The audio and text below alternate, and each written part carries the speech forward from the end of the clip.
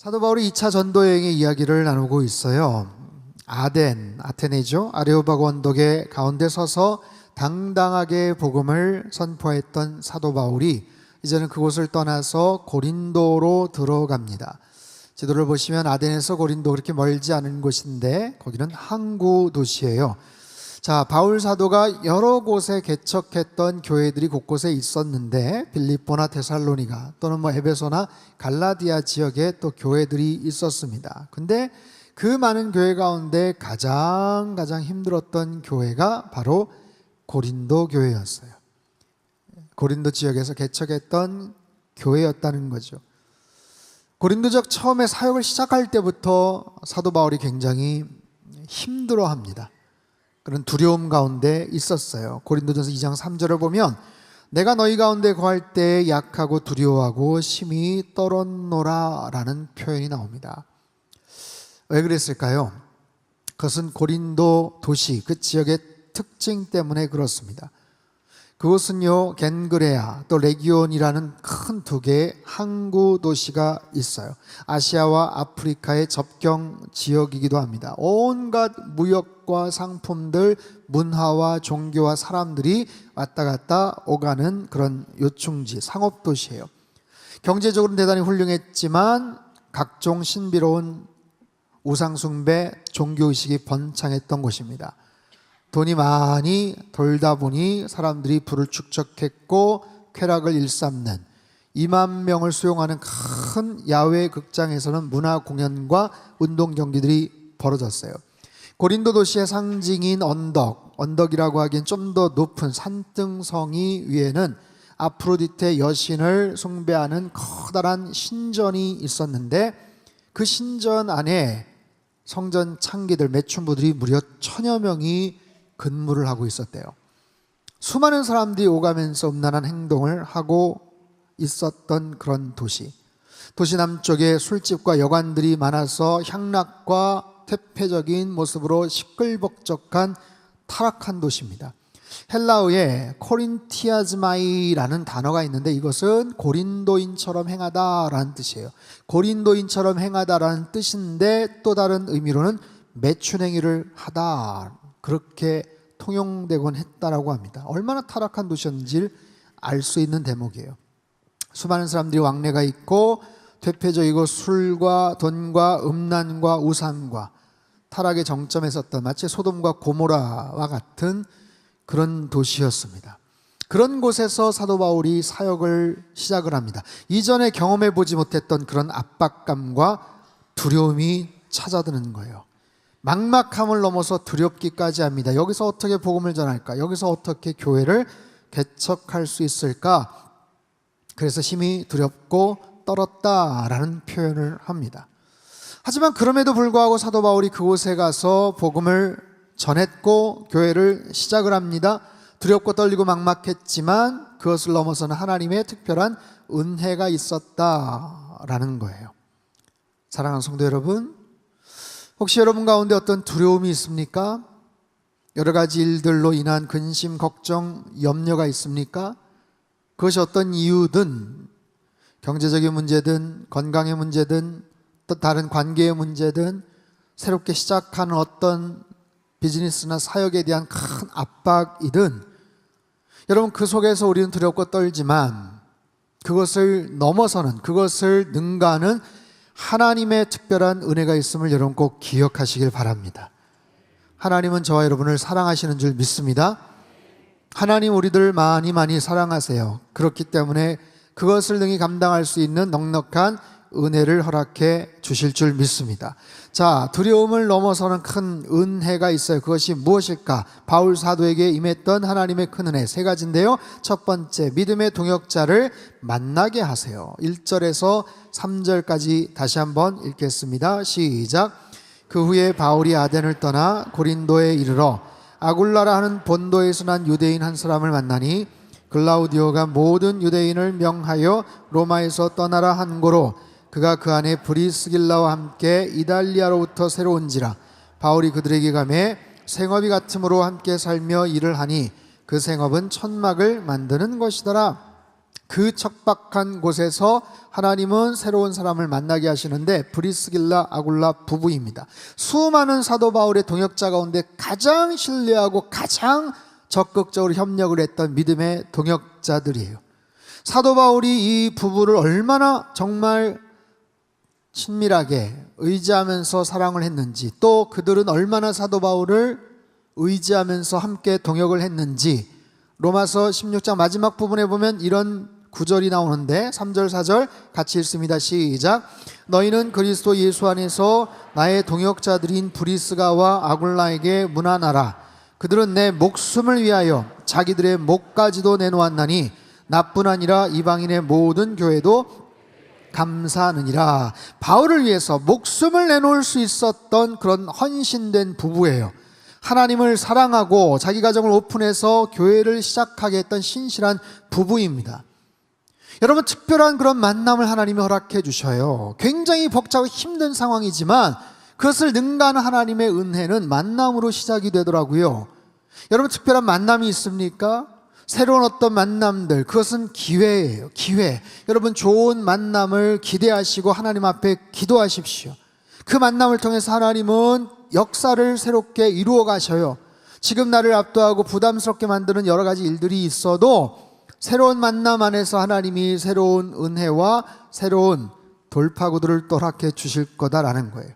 바울이 그들과 생업이 같다고 했죠. 여러분, 유대인들은 어려서부터 평생 자신이 먹고 살아갈 수 있는 어떤 특별한 기술이나 직업을 한 가지씩 갖게 돼요. 바울은 장막을 깁는 것, 천막을 만드는 일들을 배웠고, 그 부부가 마침 이태리 로마에서 고린도 지역으로 와서 새롭게 비즈니스를 할 때 거기에서 아마 합류를 해서 서로 가까워졌던 것 같아요. 직장을 갖고 전도를 하고 성경 공부를 하고 교회를 시작하면서 함께 동역을 했어요. 텐트 메이커, 여러분 들어보셨습니까? 오늘 우리식으로 말하면 일터 선교사입니다. 삶의 현장에서 갖고 있는 그 직장 안에서도 복음을 전할 수 있는 그런 준비를 하고 하나님의 일을 시작하게 된 거예요. 이따가도 광고에 또 잠깐 말씀을 드리겠지만 상당히 일터 선교사를 모집합니다. 여러분, 일터에서, 여러분 직장 안에서도 하나님의 마음을 가지고 선교적인 삶을 살아갈 수가 있는 거예요. 어떤 직업이든 괜찮습니다. 그곳에 하나님의 나라를 확장시키고 지금부터도 선교적인 그런 삶을 살아갈 수 있도록 헌신하는 거예요. 자, 바울은 그 어느 지역보다도 두렵고 떨리는 마음으로 고린도에 갔지만 하나님은 특별하게 최상의 팀을 허락해 주셨어요. 5절에 보면 실라와 디모데가 고린도로부터 내려와서 그렇게 합류합니다. 고린도로 합류를 해요. 그리고 늘 그림자처럼 따라다녔던 의사 누가가 있었죠. 거기다가 브리스길라와 아굴라 부부까지, 이건 환상적인 팀이 구축이 되는 거예요. 사랑하는 성도 여러분, 하나님께서 내 주변의 사람들을 만나게 하세요. 좋은 만남을 여러분 사모하십시오. 나에게 힘을 주고 위로가 되는 그런 만남이 있는가 하면 내게 있는 힘을 빼앗아가고 에너지를 망쳐놓는 그런 만남이 있어요. 잘못된 길, 잘못된 생각을 품게 하는 그런 잘못된 그릇된 만남이 있다고요. 여러분 잘 구분하십시오. 좋은 만남을 통해서 위로도 받으시고 힘과 능력도 얻으시고 함께 하나님의 꿈을 이루어갈 수 있는 좋은 믿음의 동역자들을 여러분 많이 만들어 가시기를 바랍니다. 하나님은 두려움 가운데 우리를 내버려 두지 않으세요. 홀로 있게 내버려 두지 않으십니다. 좋은 만남을 통해서 우리에게 더 큰 은혜를 허락해 주실 줄 믿습니다. 두 번째는요, 열매를 맺게 하시더라고요.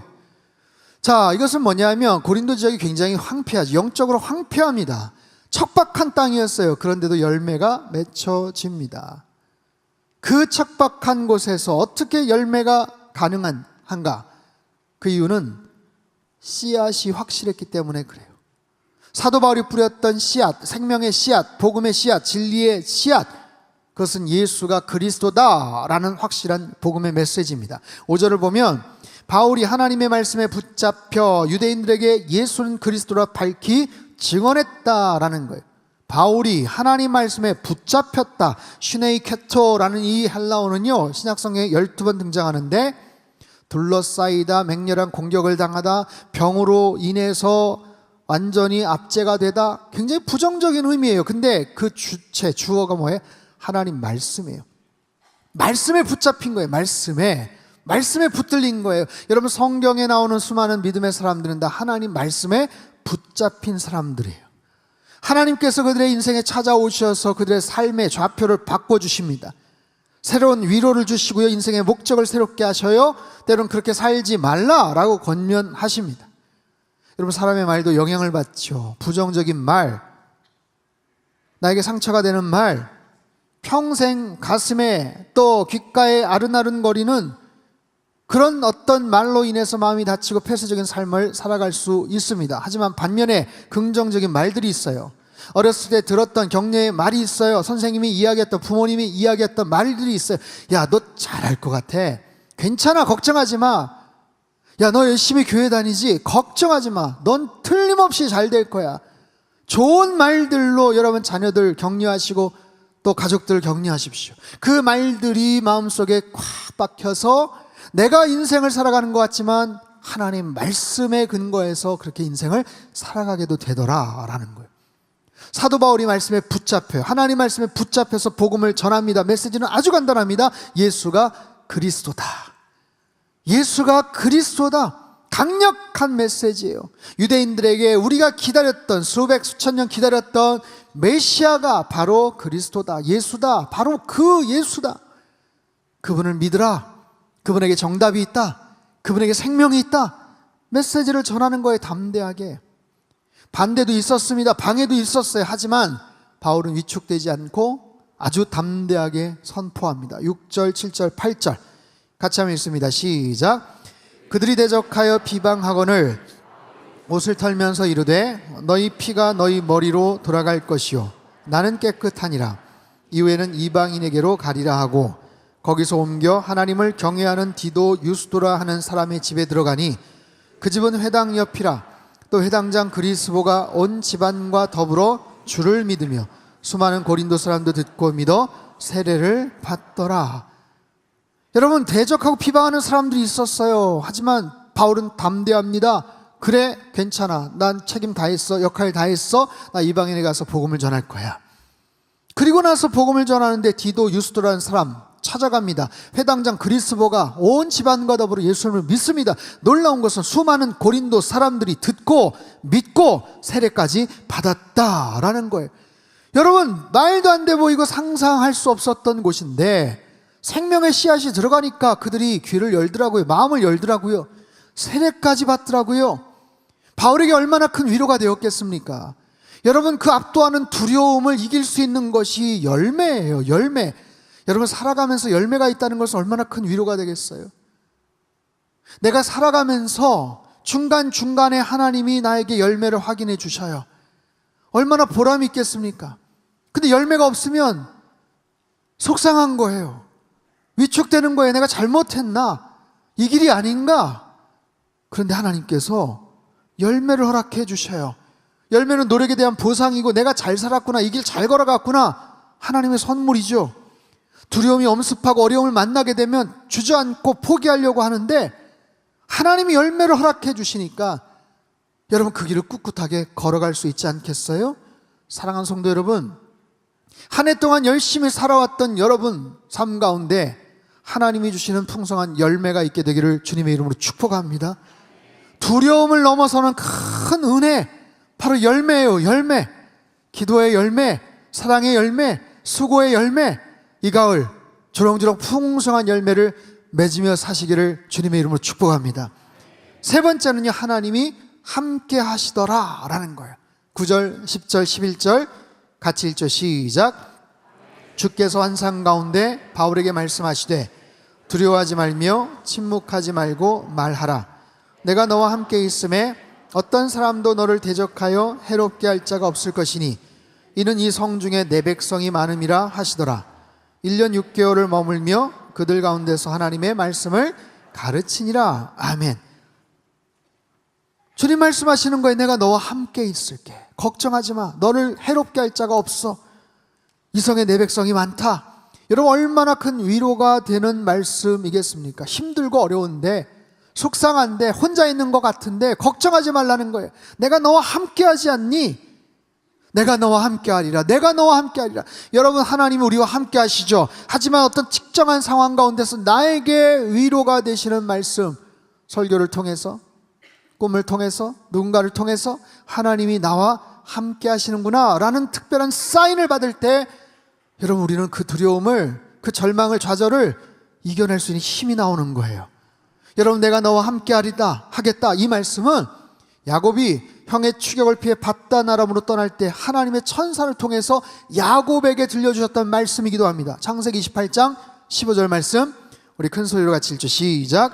내가 너와 함께 있어 네가 어디로 가든지 너를 지키며 너를 이끌어 이 땅으로 돌아오게 할지라. 내가 내게 허락한 것을 다 이루기까지 너를 떠나지 아니하리라 하신지라. 내가 너와 함께 할 것이다. 여러분 이 말씀은요 기드온이 귀한 사역 감당할 때 천사를 통해서도 말씀을 하세요. 사사기 6장 15절 16절입니다. 같이 읽죠. 시작. 그러나 기드온이 그에게 대답하되 내가 무엇으로 이스라엘을 구원하리이까? 보소서 나의 집은 므낫세 중에 극히 약하고 나는 내 아버지 집에서 가장 작은 자니이다 하니 여호와께서 그에게 이르시되 내가 반드시 너와 함께 하리니 내가 미디안 사람 치기를 한 사람을 치듯 하리라 하시니라. 아멘. 하나님 말씀하세요. 내가 너와 함께 할 것이다. 어떻게 해요? 반드시 너와 함께 할 것이다. 여러분 이것이 오늘 우리에게도 주시는 하나님의 말씀이에요. 여러분 위축된 일이 있습니까? 속상한 일이 있습니까? 한 주간 살면서 마음에 속상함과 눈물과 그냥 포기해버릴까 싶은 그런 마음이 있으세요? 압도되는 어떤 두려움이 있으세요? 오늘 이 말씀 잘 기억하십시오. 하나님이 여러분에게 말씀하십니다. 내가 반드시 너와 함께 할 것이다. 그럴 때 사도 바울의 마음속에 큰 위로가 되는 거예요. 걱정하지 마라. 내가 너와 함께 할 것이다. 너를 지켜줄 것이야.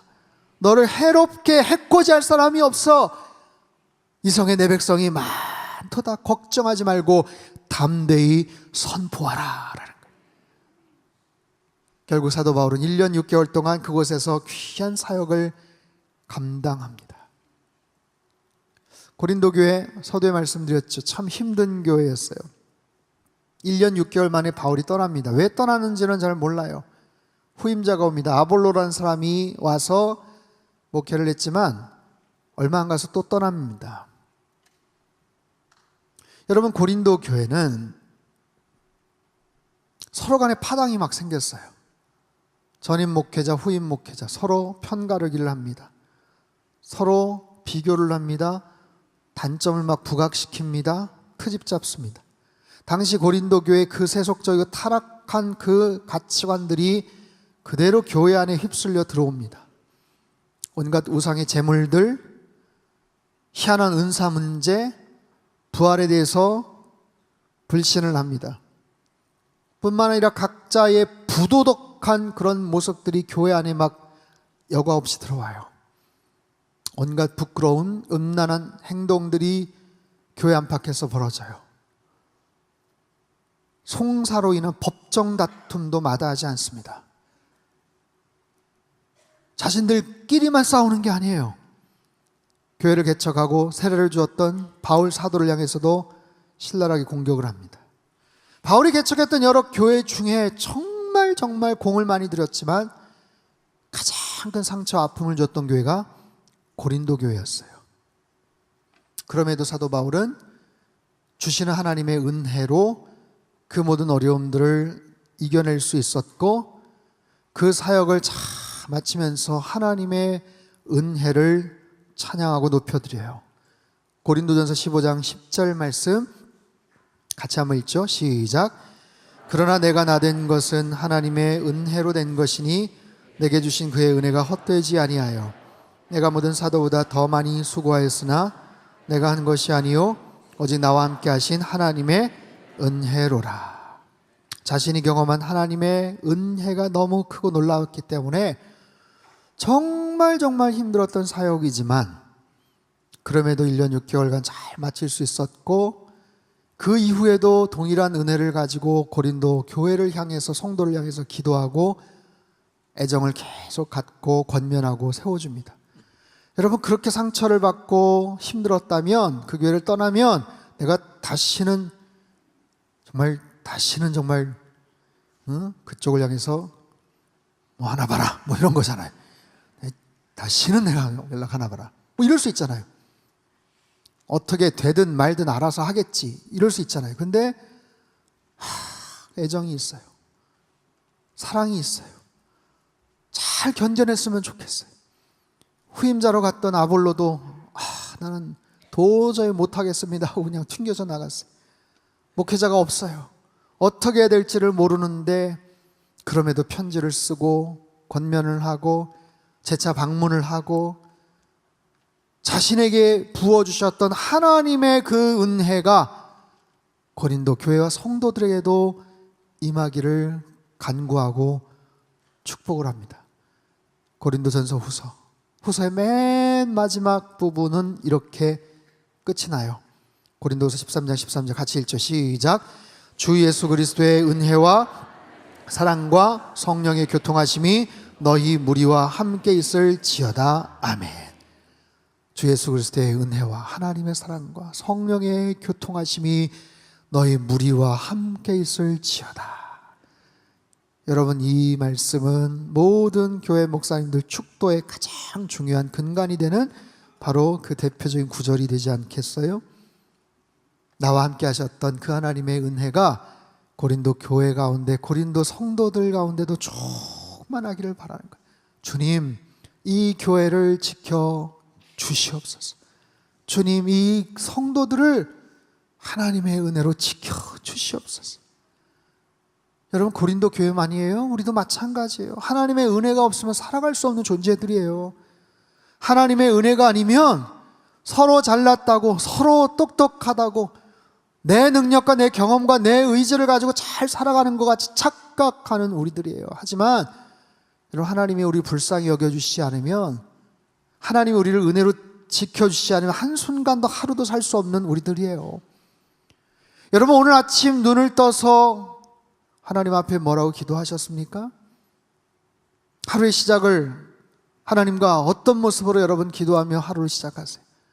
주일 예배 이렇게 나오면서 어떻게 여러분 하나님 앞에 기도하고 감사하세요? 이렇게 주일 예배 나오는 것이 너무나 당연한 일인가요? 아무렇지도 않은 일이고 너무나도 지극히 당연한 일인가요? 내가 걸어서 내가 운전해서 오는데 뭐가 이상해? 여러분, 그런가요? 그렇지 않아요. 여러분, 이 자리에 와서 예배 드리는 것 자체가 큰 하나님의 은혜입니다.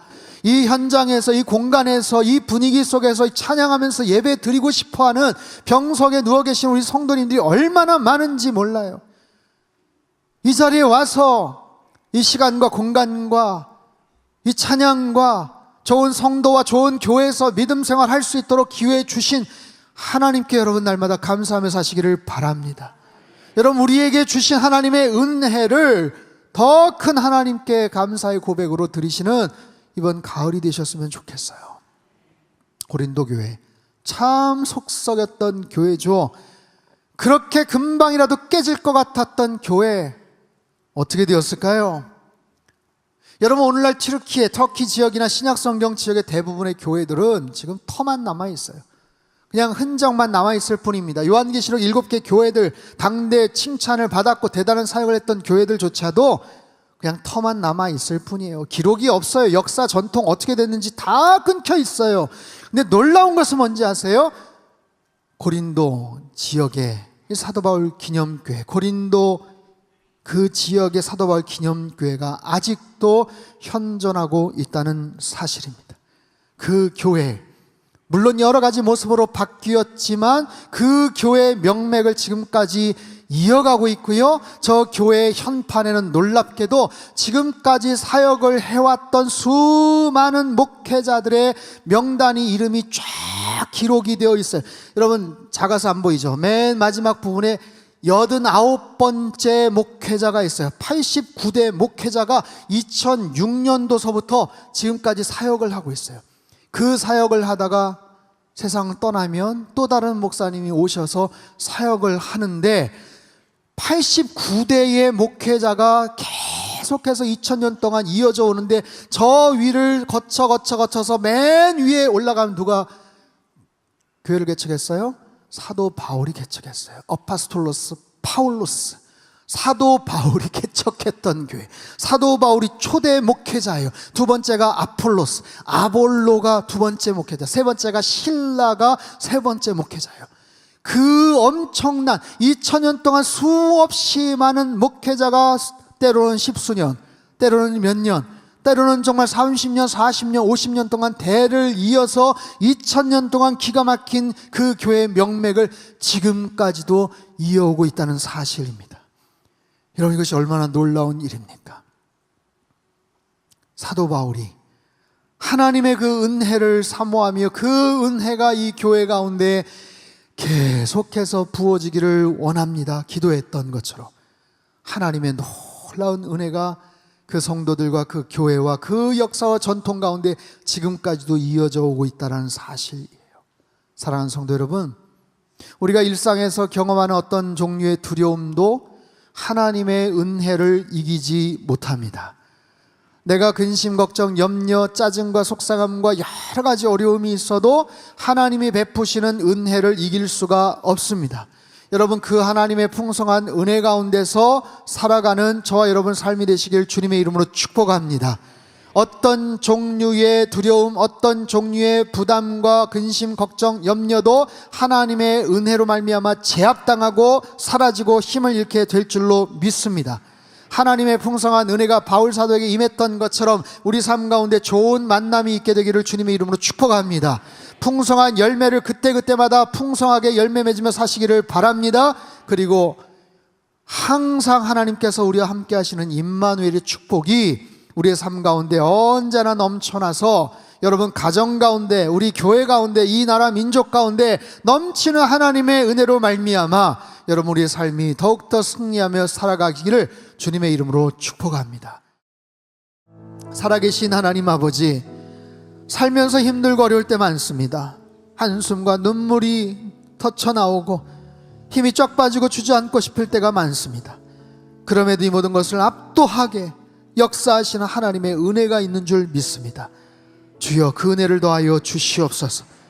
당장이라도 깨질 것 같았던 고린도 교회와 그 성도들을 2000년 역사 동안 지켜주셨던 신실하신 하나님의 은혜로 우리 가정을 지켜주시고 나의 일상을, 하나님 우리 교회를, 이 나라 민족을 지켜 보호하여 주시옵소서. 그 은혜와 함께 하나님 주님과 동행하는 복된 하루하루의 삶이 되게 역사하여 주시옵소서. 귀하신 예수님의 이름으로 기도합나이다. 아멘.